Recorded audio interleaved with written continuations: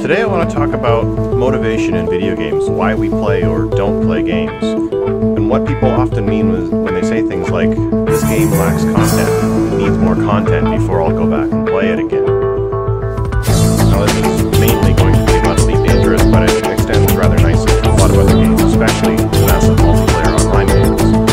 I'm sure you can probably relate some of these points to whatever game you happen to be playing.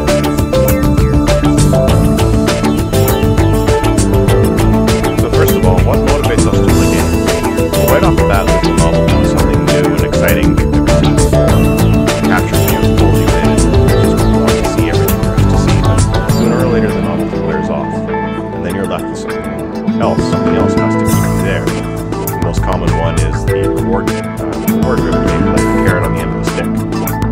It's very popular for MMOs, for the Skinner box, or the treadmill grind, as it's often known, where players are rewarded for doing various things in the game to keep them playing for longer. But this only works on certain types of people, and it only works for so long. Again, at some point, your game needs to have something else to keep players, otherwise they'll leave, especially the ones who burn through content faster than anyone could ever produce it. Again, MMO players. So, there are three main factors that come to mind, and a number of smaller ones. And the first one I want to talk about is called cohesion. This is the ability to make different mechanics in the game, different activities, link together and feel connected in some way. Now look at Elite Dangerous and ask yourself, is the power play update, the whole power play mechanic, does it feel like it's connected to the rest of the game world? Chances are you're going to say no, it really doesn't. It doesn't have a huge bearing on the rest of the game. A player who isn't subscribed to one of the power play factions largely isn't aware that power play exists and isn't affected by it, other than a few small passive bonuses here and there. Another one is the CQC, the Close Quarters Championship. Now this is an arena shooter mode for Elite Dangerous that isn't part of the main game at all. The only way in is from a separate main menu option. So when you load up Elite Dangerous, what comes to mind? You think, oh, I want to play some CQC, some Close Quarter Championship, because it's fun and I enjoy it, and I think it would be a good way to spend my time. And then you remember that it doesn't tie into the main game at all. So whatever goals you had, whatever you were working on, whatever ship you were trying to unlock or place you were trying to reach, you're not going to get anything towards that by playing CQC. So there goes the reward-driven motivation right away. But it goes beyond that. It also loses the appeal for players who are attached to their ships or to their character, to their progress, to whatever. And it doesn't feel like they're playing the same game. It feels like something totally different, and it's very easy to lose motivation to play something like that. When Power Play was first announced, a lot of people were hoping that it would add cohesion, that it would give you the motivation to tie various things together and make you feel like what you did mattered. And that leads me into my second major factor, and that's agency. Now, agency is the ability to effect change within the game world. Sometimes in some games it's just simply destructible walls, the ability to knock a building down, and that's a meaningful change. In others, it's the ability to choose which political faction comes to power, or to choose who lives and dies, or who the team is made up of at the end of the game. Without agency, the game feels sterile, like you're an observer and nothing more. Like there's nothing meaningful that you as a player can do to impact the world around you. Now you see this a lot in Elite Dangerous, for example, by spending hours and hours and hours hunting pirates in the same star system for days on end, and yet there never seem to be any fewer pirates. There are always just as many, and there's no real change to the system, or just as many missions to go and hunt pirates. Even if you stay in the same resource extraction site instance, you could stay there literally forever, and ships will continue to spawn literally forever. It doesn't matter how long you stay there, it will never dry up, you will never have to leave and go find somewhere else to hunt. There's no meaningful change here.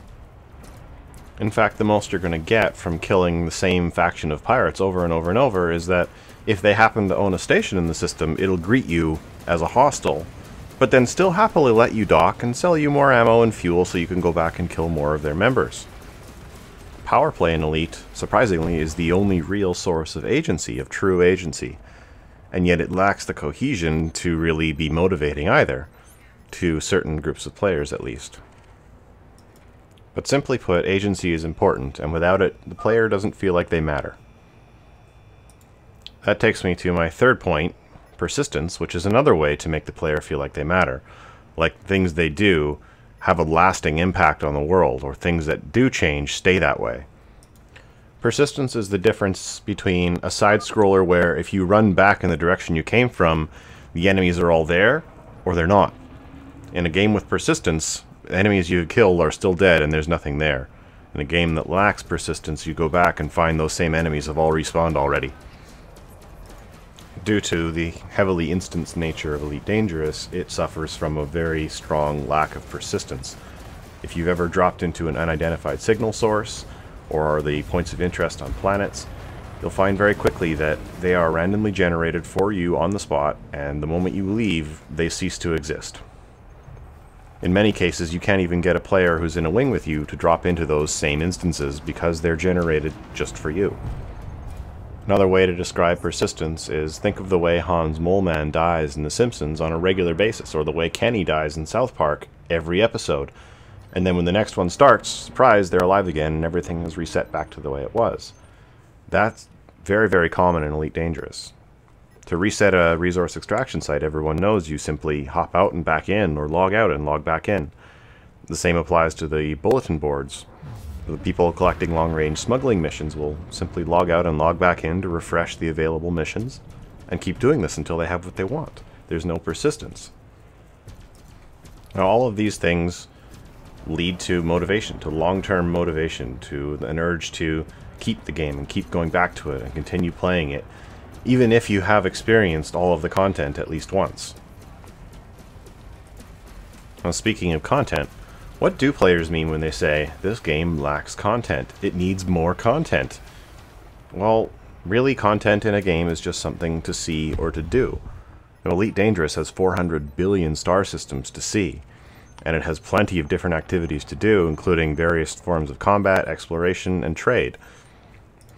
I have logged 300 hours in this game, and I have still to do all of the things that it has to offer, and I have only seen a very small fraction of the stars that are out there. So why, you might ask, are people saying that Frontier needs to add more content to Elite Dangerous, and what do they really want? Well, what they really want is motivation. They want those three things that I mentioned before: cohesion, agency, and persistence. And they lack motivation because the content in Elite Dangerous lacks one or more of those things. For example, with the Horizons expansion, why would I do a base assault? Well, a base assault or a ground assault is immensely fun, and it's a challenge, and it's enjoyable.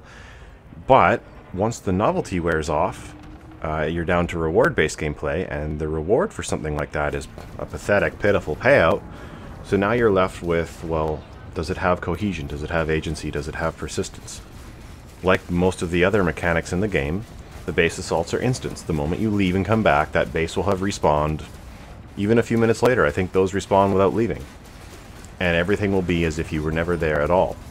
It has no persistence. Blowing up the base doesn't change anything. You get paid out by some random source for destroying the base, and that's it. It doesn't matter, it doesn't mean anything. There's no agency. And it doesn't really feel like it's connected to anything else in the world, because it's generated randomly for you, and only for you.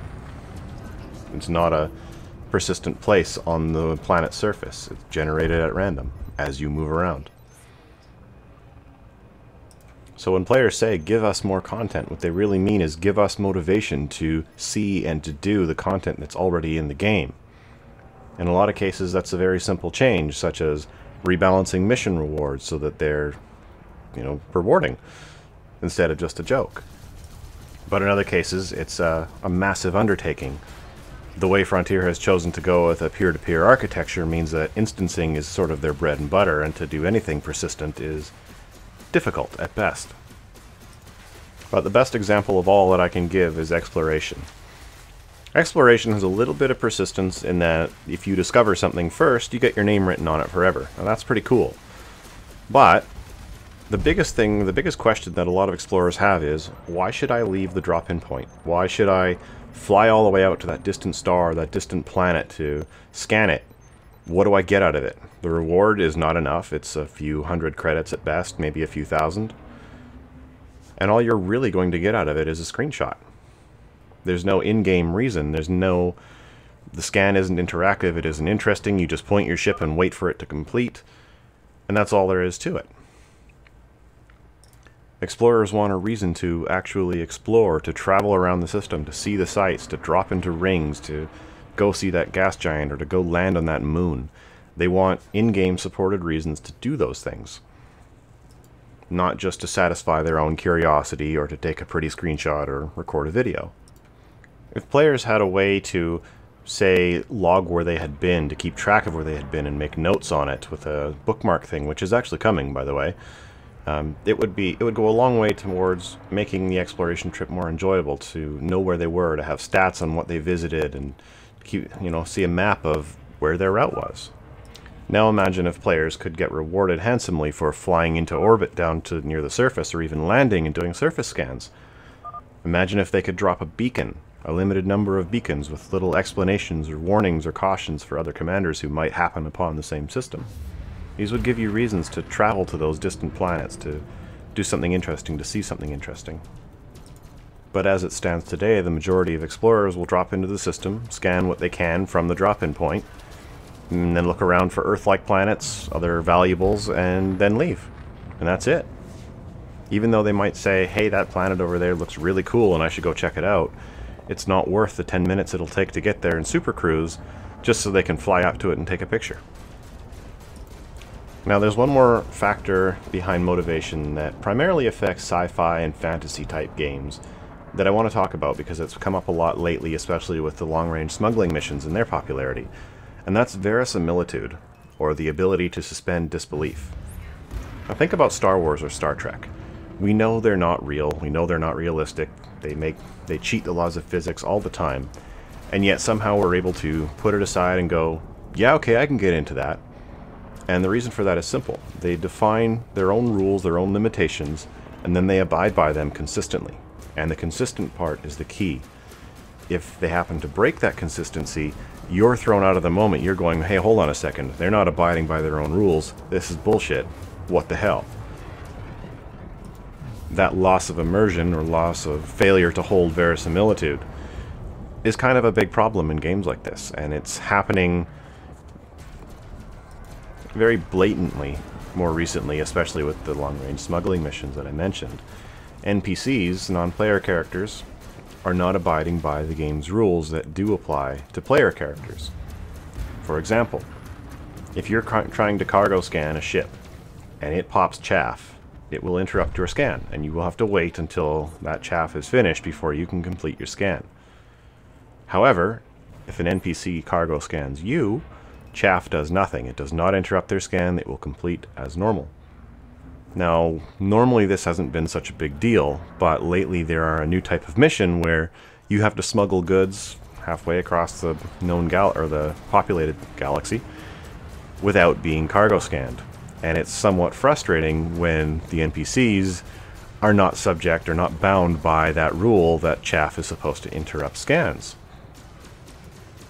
Now they also seem to ignore silent running, closing all of the heat vents on your ship to dramatically reduce your heat signature.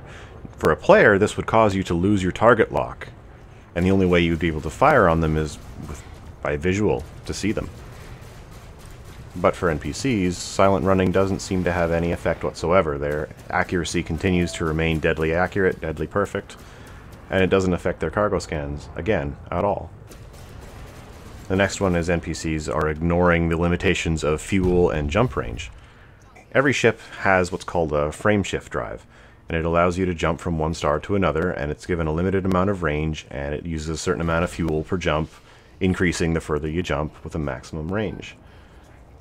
Now certain ships, such as the one people tend to smuggle in, the ASP Explorer, can jump quite far. They can reach 35 light years, and even with a smuggling build you're typically looking at 25 to 30. And they're being chased by an NPC in a ship that jumps 10 to 15 light years. And yet somehow It is keeping pace with them, system for system, star for star, all the way as they try to escape in a ship that shouldn't technically be able to jump that far. This ruins verisimilitude.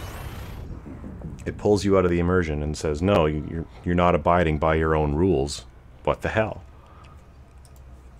Another one that is sort of impossible is the way NPCs tend to spawn at the perfect angle and speed to interdict you the moment you drop into a system. The moment you appear in front of a star, they're already trying to pull you out of Super Cruise. A player would never be able to pull that off. It's a 1 in a million thing, and yet it happens constantly with NPCs. You drop in, and it's like they're waiting in the exact right spot at the exact right speed and somehow had knowledge of it, even though they were in the system with you just a second ago and shouldn't be able to get to that system you're in now because their jump range shouldn't allow for it, and yet here they are. The best one of all, of course, is that this NPC who is chasing you as you try to smuggle your goods 350 light years away, he manages to interdict you, and you turn around and you kill him. Well, the next system you hop to, guess what? He's back. Huh. Now, like I said before, there are a number of smaller factors that contribute to motivation, especially in Elite Dangerous, and I could name many of them, but in the interest of keeping this on topic and somewhat brief, I'm going to leave it at that. So when people say Elite lacks content and they're not coming back until Frontier adds more things to do, what they really mean is there's lots of stuff to do and lots of things to see, but they have no reason to do it or see it. And what they're looking for is cohesion, to tie things together, to make them feel like they're all part of the same world, the same universe, not separate individual mini-games that stand on their own and have no bearing on one another. They're looking for agency, the ability to make meaningful changes within their game world, to decide what political faction comes to power, and for that to actually mean something other than the way a station greets you. And they're looking for persistence, for whatever they do to not simply reset the next time they log in or the next time they come back to this area, to actually show that what they did meant something, that it had an impact and it stayed that way.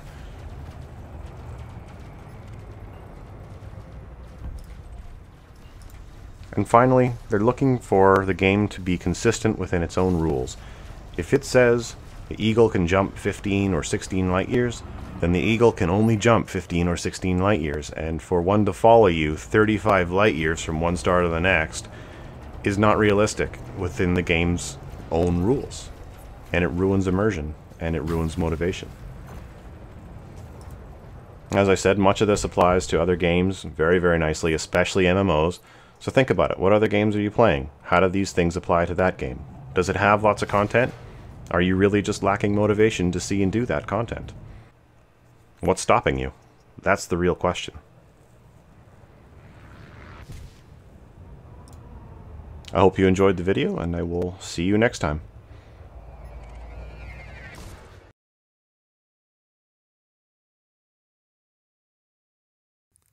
Focus. Focus can be the difference between on and off, winning and losing, good and great, between great and the best. Focusing can be the most self-fulfilling thing you could do for yourself, because with focus comes accomplishment. Focusing can bring out your greatest talents and give you true purpose in this world. It could take your natural ability and magnify it to extraordinary. One thing I learned, and I'm sure most of us know, is what you focus on, what you put your energy into, is exactly what we should expect back. That's just the law of the universe, karma. I've seen it happen like 10,000 times. It's as proven as 1 + 1 being 2. Focus is a key to being successful in any situation. If you focus on the wrong, you'll get the wrong things. There's no way to focus on one thing and expect something different. How you focus on something is giving your attention to it. Even if you don't like it and still focus on not liking it, you're still putting your attention to it and will still attract it. For example, if you focus on wanting a new car, you'll keep attracting the idea of wanting a new car. But see, it's easy to confuse that because wanting a new car isn't the way to manifest it. You're simply just wanting a new car, not obtaining a new car. Remember, the intent of your focus is so important. There's a difference between focusing on wanting the new car and focusing on the car being yours. We really should be clear on what we focus on. Honestly, I feel like time is the most valuable thing we've ever been given, and focus runs parallel to that. Because every second of the day, we're focused on something, whether you realize it or not. I, for sure, am a victim of focusing on the wrong thing sometimes. I spent a little too much time on my phone, looking at comments, focusing on the outfit a little too long, but that's just human. It's very rare that you'll probably focus 100% of your time on what you need to. But the biggest advantage is to quickly catch yourself and be able to reset your focus. For me, there's no way I could focus on something I don't love, at least not for long. I'm just not content with spending my life miserable, and I just personally can't live like that. If it's not a part of your vibration, you could tell how you feel, your inner guidance system, your feelings. If I feel good, I'm doing the right thing. If not, then it's not what I'm supposed to be doing. How does what you focus on make you feel? Remember, it's never too late or too early to know what makes you happy and to make that change by any means necessary. I went into my last album, Focus. I wanted to focus on making music that would change people's lives, help lift their moods up, music that I felt was undeniably great to me, and talk about what directly affected me. And that's what I did. I never focused so much on executing these things while making music. And what do you know? My first #1 album and my most successful one yet. You can't measure success in anything but happiness. I say that all the time. And if you focus your energy on what makes you happy, what do you think will happen? Exactly. It'll always work out. Rewire any thoughts you've had prior and know that you are what you focus on. Focus.